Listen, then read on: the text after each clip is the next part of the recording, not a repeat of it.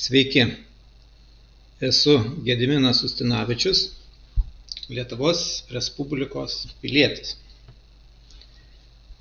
2024 metais vyko daug rinkimų, ir aš juose kaip pilietis sudalyvavau, atlikdamas savo pilietinę pareigą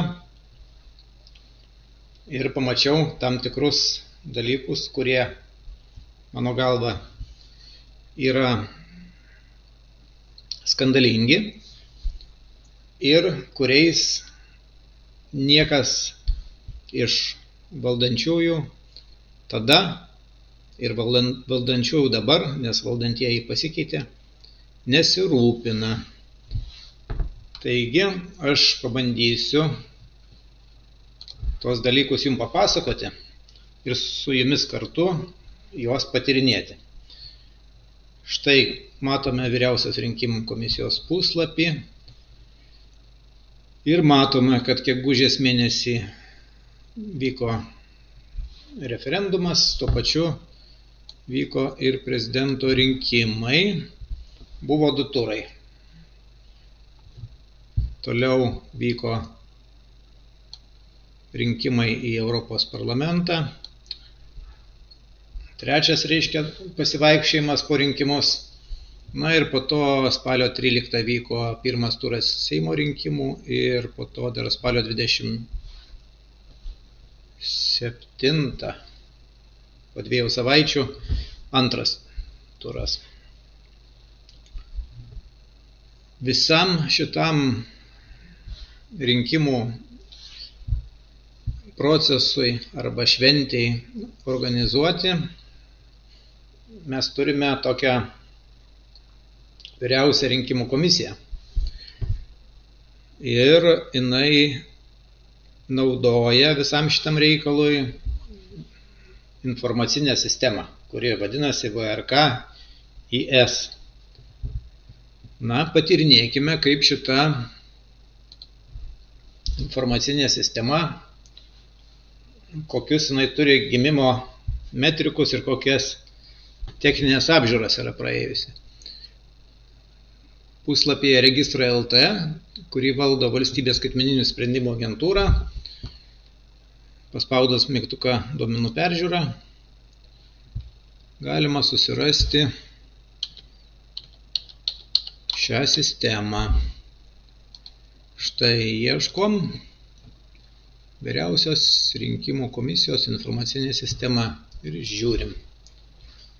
Taigi dabar pasižiūrim, kaip jinai buvo sukurta.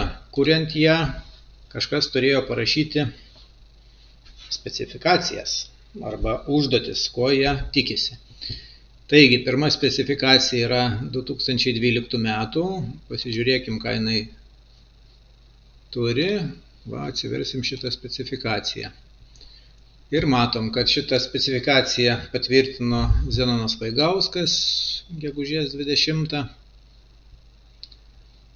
Pasirašė dar Vyriausios rinkimų komisijos kompiuterinių technologijų skyriaus vyriausiasis specialistas Darius Gaižauskas, o technologijų skyriaus vedėja Jurga Augustaitytė nepasirašė.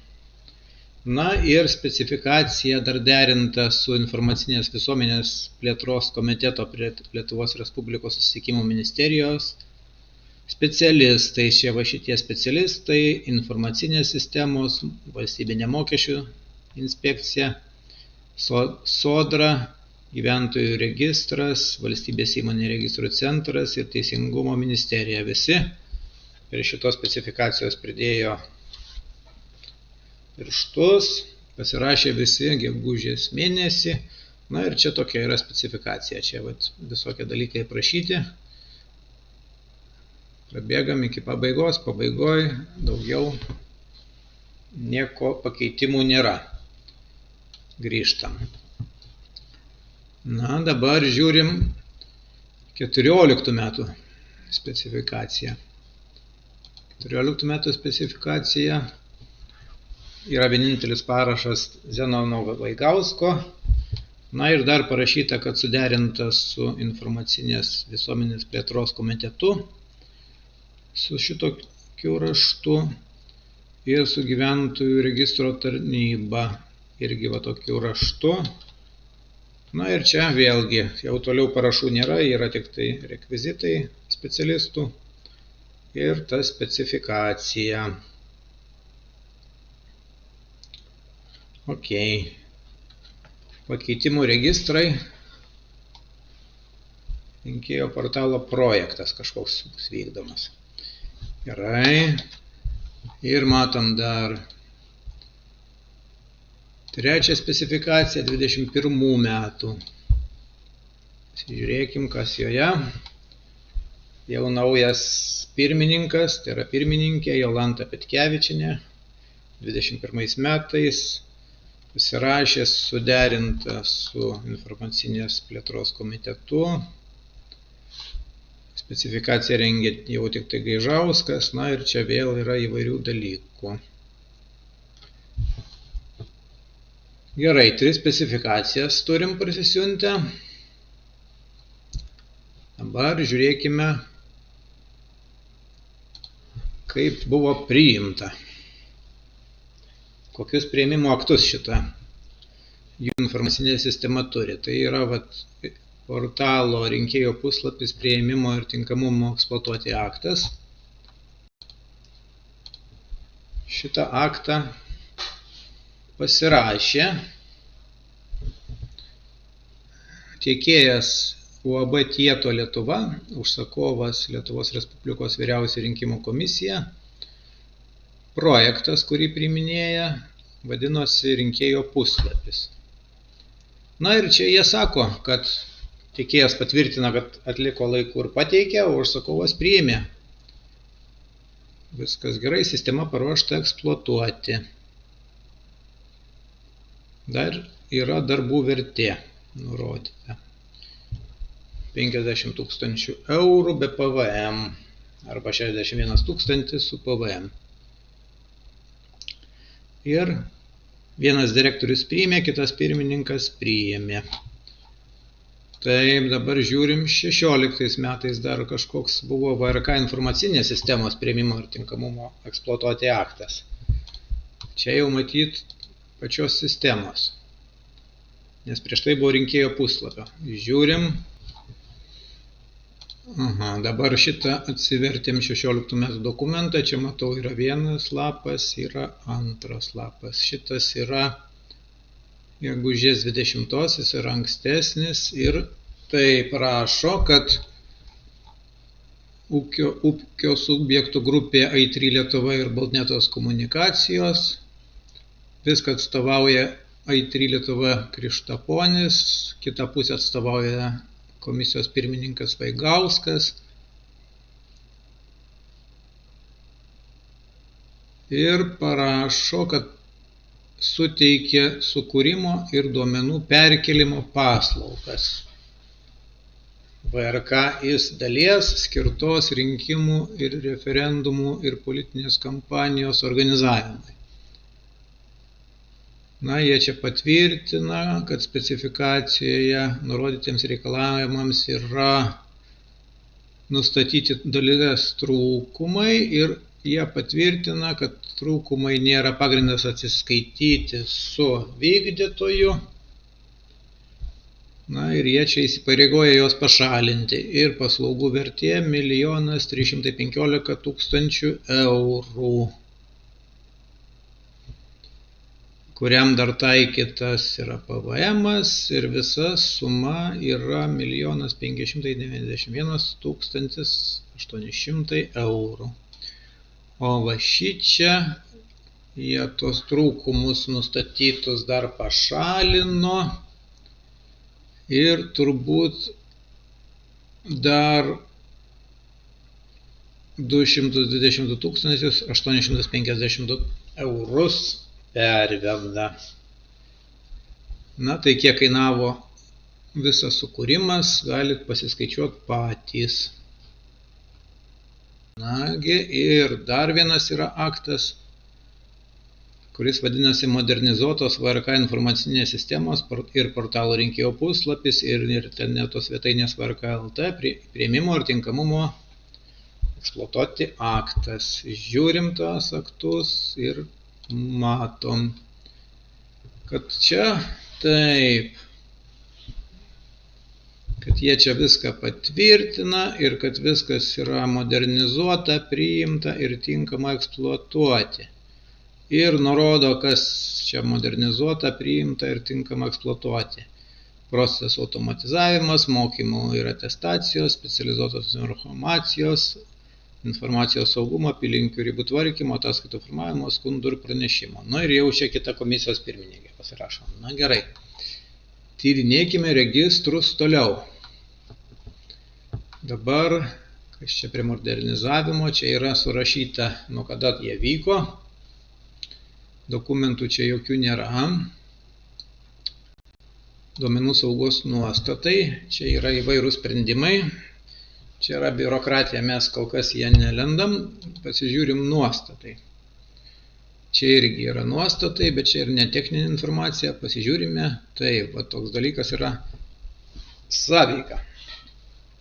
Na ir mes čia matome, kad VRK informacinė sistema gauna duomenis iš juridinių asmenų registro, iš Lietuvos Respublikos adresų registro, iš gyventojų registro, iš neveiksnių ir ribotai veiksnių asmenų registro, iš politinių partijų narių sąrašų informacinės sistemos, iš valstybės informacinių išteklių sąveikumo platformos, iš valstybės tarnybos valdymo informacinės sistemos, iš valstybinės mokesčių inspekcijos gyventojų pajamų mokesčių informacinės sistemos, na ir gauna dar iš sodros.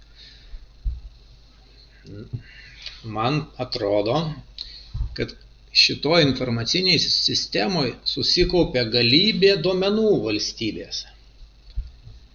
Ir aš tikrai galvoju, kad tokia informacinė sistema, jinai yra labai svarbi ir turėtų būti labai stipriai ir gerai tikrinama. Nagi pasižiūrėkime, ką apie šitą reikalą sako Lietuvos Respublikos valstybės informacinių išteklių valdymo įstatymas. Jis yra priimtas 11 metais, reiškia jis yra priimtas dar iki informacinės sistemos sukūrimo. Ir aš dabar jau esu atsivertęs suvestinę redakciją, kuri galioja iki šių metų gruodžio 31 dienos. Padarykim tokį dalyką. Perskaitysime pirmą straipsnį, kad šis įstatymas numato valstybės informacinių išteklių rūšis, valstybės informacinių išteklių politiką formuojančias ir ją įgyvendinančių institucijų funkcijas, duomenų valdytojų ir tvarkytojų, informacinių sistemų valdytojų ir tvarkytojų teises ir pareigas, valstybės informacinių išteklių valdysenos tikslus, valdymo ir tvarkymo principus, valstybės informacinių išteklių kūrimą, naudojimą, priežiūrą, tobulinimą, plėtrą, planavimą, finansavimą, informacinių technologijų paslaugų teikimą, objektų registravimą ir duomenų teikimą. Žodžiu, viską šitas įstatymas reguliuoja ir tam, kad jo viso neskaityt, padarysim tokį dalyką. Nukraukim šitą įstatymą į dokumentą ir pabendraukim su dirbtiniu intelektu. Tam, kad nenurašinėt šito teksto, tai aš jį dar atsispausdinsiu, nes dirbtiniam intelektui tada galėsiu irgi pateikti. Taigi spausdinuosi šitą failą. Taip. Dar panaršykime, kokios čia dar gali būti įdomios informacijos. Tai bendra informacija pavadinimas. Valdytojas, tvarkytojas, vyriausia rinkimų komisija, įgaliotiniai asmenys, nuostatai, čia bus teisės aktai, jų vidiniai, duomenų saugos nuostatai irgi jų vidiniai aktai, Specifikacijas matėm, priėmimo aktus matėm, modernizavimo datos, likvidavimo nėra, sąveiką matėm, kita nėra. Gerai, grįžkime prie dirbtinio intelekto, kurį aš vadinu suopračiu. Na ir aš jam įkelsiu 3 VRK specifikacijas sukūrimo, 3 priėmimo aktus, įstatymą įkelsiu, sąveikų sąrašą ir paprašysiu patikrinti, kaip viskas dera su įstatymu. Kadangi dalis aktų ir priėmimo ir specifikacijų yra mišrūs dokumentai, tai aš jiems atlikau Optical Character Recognition, tai va čia yra su atpažintų tekstu, užsikeliam ir žiūrim.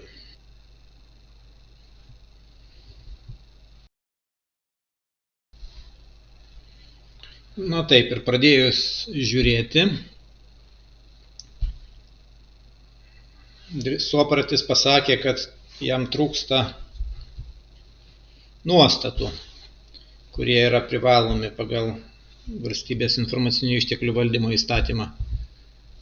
Tai aš dabar šitos visos analizės jums nerodysiu. Susikroviau vėl visus nuostatus, įkeliu ir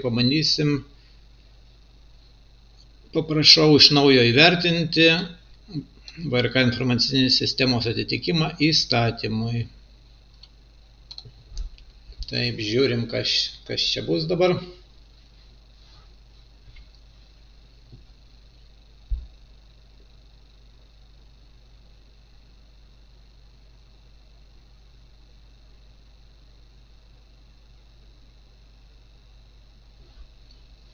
Na va. Suopratis pateikia naują, iš esmės išplėstinę VRK informacinės sistemos atitikties analizę, remdamasis visais mano įkeltais nuostatais, jų pakeitimais, VRK informacinės sistemos duomenų saugos dokumentais, taip pat visokių redakcijų nuostatomis ir taip toliau, ir taip toliau, ir taip toliau. Nagi, išvada labai raudona kažkodėl. VRK informacinė sistema netitinka valstybės informacinių išteklių valdymo įstatymo reikalavimo šiais aspektais. VRK IS niekada nebuvo įvertinta ir priskirta svarbos klasiai pagal įstatymo 7 straipsnį. Nei vienose tavo pateiktuose VRK IS nuostatose arba saugos nuostatose nėra nei vienos nuorodos į valstybės informacinių išteklių valdymo įstatymo 7 straipsnėje numatytą informacinės sistemos svarbos vertinimą.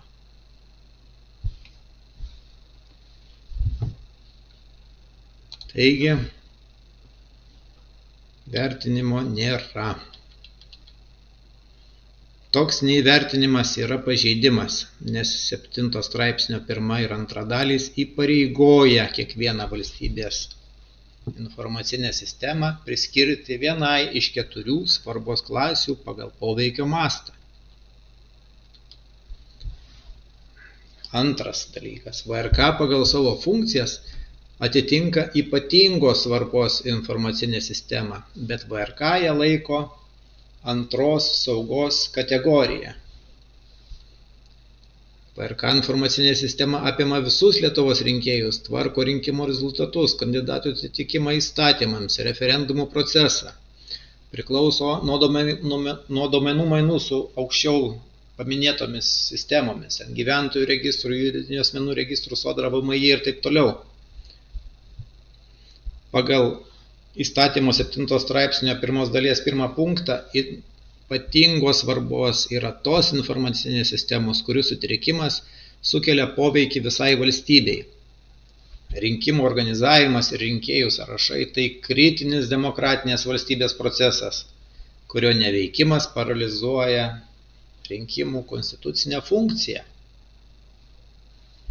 Tačiau VRK savo dokumentus priskiria tik antrai saugos kategorijai ir remiantis tik tai savo kažkokiamis gairėmis, bet negaliojančių klasifikavimo modelių. Taigi šiuo metu VRK informacinė sistema realiai netitinka valstybės informacinių išteklių valdymo įstatymo klasifikavimo modelio. Taikoma neteisinga, pasenusi kategorija. Nu va, trečias. VRK saugos nuostatai parengti pagal pasenusius teisės aktus. Na čia jau gėlytės. Audito reikalavimai taip pat netitinka 20 straipsnio. Pagal VRK savo sugalvotus saugos nuostatus rizikos vertinimas atliekamas kiekvienais metais. Tačiau rizikos vertinimas tai nėra nepriklausomas saugos auditas. O pagal valstybės informacinių išteklių valdymo įstatymo 20 straipsnio 3 dalį ypatingos svarbos informacinės sistemos auditą privaloma atlikti nerečiau kaip kas 5 metai.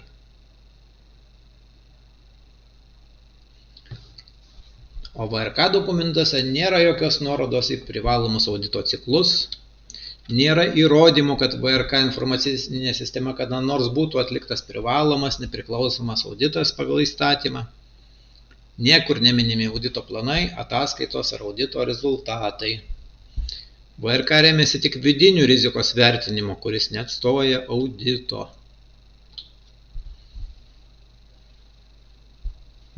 Na čia apie plėtrą, neįdomu. Duomenų valdytojo ir tvarkytojo sąvokos taip pat netitinka ir bendro duomenų apsaugos registro ir valstybės informacinių išteklių valdymo įstatymo logikos. Ir vat 6 pažeidimai surašyti. Taigi turim savo pačios sukurtą